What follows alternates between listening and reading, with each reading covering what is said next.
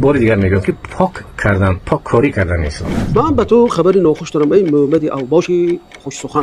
تو کیستی اصلا که بیای اسلام به خوب و به بد جدا کنی؟ و این نقشه ای که شما همون 8 10 ثبوتینی با هم بکشید به کی مراجعه میکنید به این نقشه تو؟ السلام علیکم بیننده عزیز.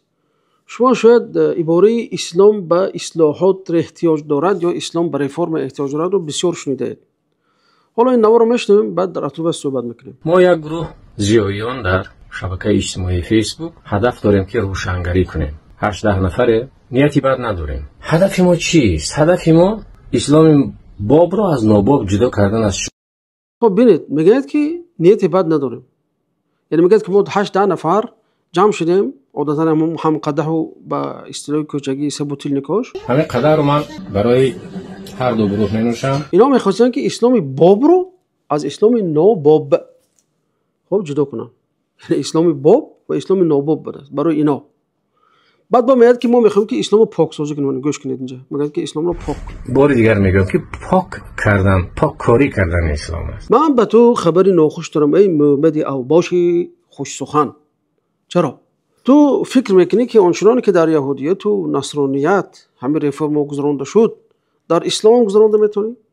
یا آنچنانی که معبدای تو وقتی که مسلمان آمدند در زرتشتیت رفرم گذراندند و اصلاحات گذراندند و بسیار چیزا رو از اسلام دزدیده باز از خود به مردم تلقی کردن، مثل 5 وقت نماز خواندن و مثل معراج و مثل نمیدونم چی دیگری که از اسلام گرفتید بعد جامعه زرتشتیت به مردم پیشنهاد کرد و حالا باشد تو فقط دعوا داری که گویی که همین چیز مسلمان‌ها از دین زرتشت گرفته باشه. 10 نفر یا 8 نفر هم قدحی که تو داری گفته ایسادی که با اونها اصلاحات میگذاریم یا رفرم میگذاریم در اسلام. تو میگی که بدش میگیریم، خودش خوشه میگیریم، بدش نمیگیریم، بابش میگیریم، نابابش نمیگیریم.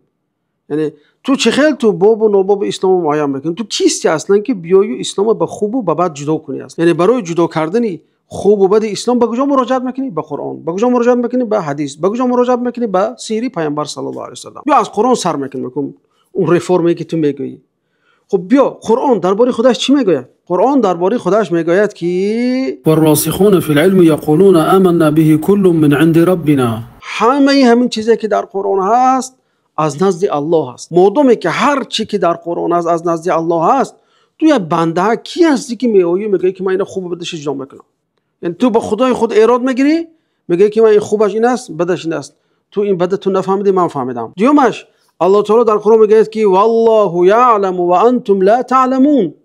خدا میداند و شما نمیدانید. تو یک انسانک پیروی هوای نفس خودت، یعنی از قفای نفس خودت میگردی، بعد اون چیزی که به نفست موافق است میگیری، اون چیزی که به نفست موافق نیست نمیگیری، در حالی که خدا میگه که خدا میداند و شما نمیدانید. قرآن میگه که الف لام را کتاب احکمت آیاته ثم فصلت من لدن حکیم خبیر. درباره خودش قرآن خودش رو معرفی میکنه، میگه که کتابی هست که محکم از طرف خدای نازل کرده شد که وای خدای خردمند و از همه چیز آگاه است. بعد تو کیستی که میآیی درباره اصلاح در دین گام بزنید، درباره قرآن گام بزنید.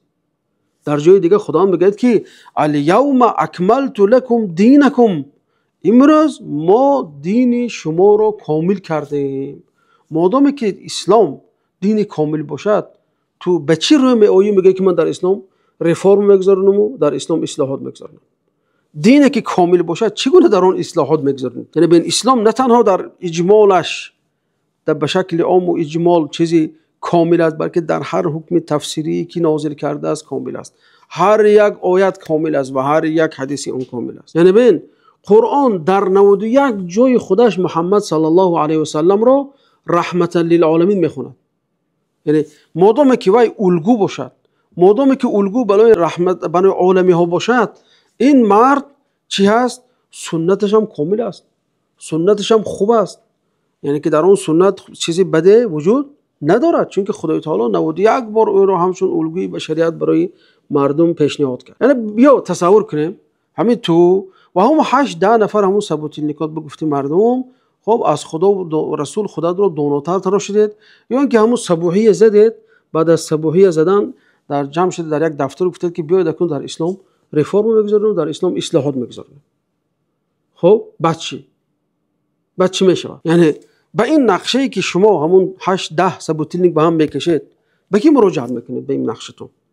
کی این نقشه شما رو تصدیق میکند؟ مثلا در اسلام یگان اداره مرکزی وجود ندارد که صلاحیتی به اون تغییر الهه ها وارد کردن رو داشته باشد.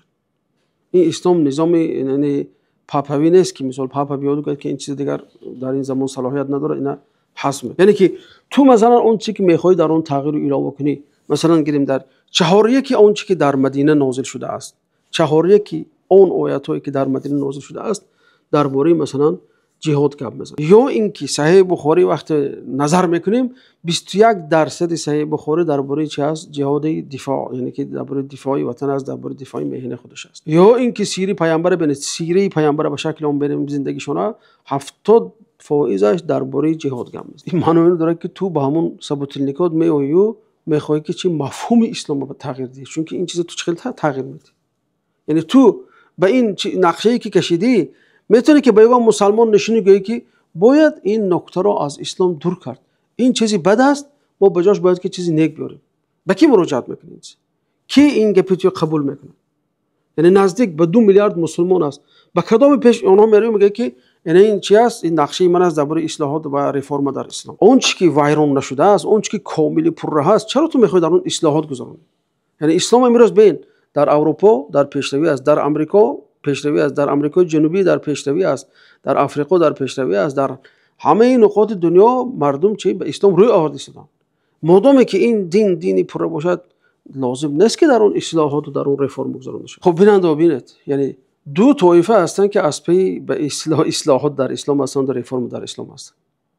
یعنی از اول بین خانتون اصلاح کنید، شما بین خودت و بین عائلت اصلاح کن، بین خودت و بین همسایت اصلاح کن، بین خودت و بین مردمت اصلاح کن که امروز تو علیه 90% مردم تاجیک جنگ اعلام کرد. این طایفه یکمش همون انسانای عقده‌دار خود سفید کن هستند، یا دوم هم آدمایی هستن که رد معرکه است، در جامعه یگان جا ندارن، یگان مقام ندارن، به همین دعوای پوچو دعوای لوچو دعوای خالی خود میخوان که چی در جامعه یگان مکانت پیدا کنن. بار دیگه میگم اسلام کامل است، سیره کامل است، حدیث پیامبر صلی الله علیه و سلم کامل است، یعنی در اون هیچ تو اصلاحات وارد کردن نمیتونه.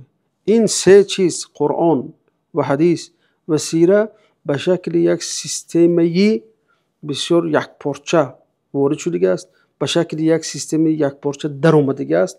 تو نمیتونی که از این چیز چی پارچه رو اصلا گویی که اینش خوب است اینش بد است. و کسی در اسلام حق وارد کردن اصلاحات را ندارد، نه یگان اداره معین، نه یگان شخصی با نفوذ. دلخواه مولای پیشش رو میگه که نه این کاری من نیست، دلخواه اداره دینی پیشش رو میگه که این کاری من نیست. مادامی که ویران نشده است چرا در فکر اصلاح آن هستی؟